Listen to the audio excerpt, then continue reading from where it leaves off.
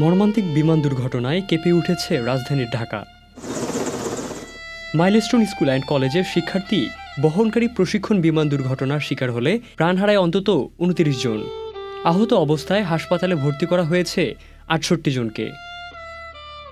অন্তর্বর্তী সরকারের প্রধান উপদেষ্টার ভেরিফাইড ফেসবুক পেজে ২৩ জুলাই ২০২৫ সকাল ১১টার দিকে প্রকাশিত তথ্যের ভিত্তিতে জানা যায় এই আহত ও নিহতদের তালিকা।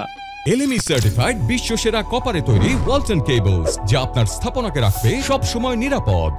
বিভিন্ন হাসপাতালে চিকিৎসাধীন অবস্থায় মৃত্যুর মিছিলও বাড়ছে।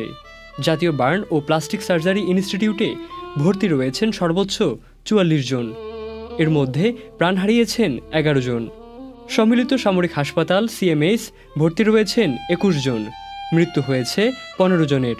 কুয়েত বাংলাদেশ মৈত্রী সরকারি হাসপাতাল, শহীদ মনসুর আলী মেডিকেল কলেজ হাসপাতাল এবং উত্তরা আধুনিক মেডিকেল কলেজ হাসপাতালে ভর্তি আছেন একজন করে আহত শিক্ষার্থী।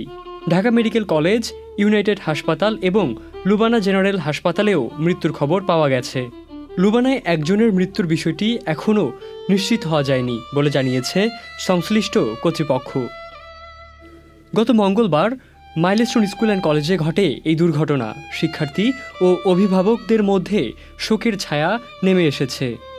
দুর্ঘটনার কারণ অনুসন্ধানে এরই মধ্যে তদন্ত কমিটি গঠন করেছে সংশ্লিষ্ট কর্তৃপক্ষ।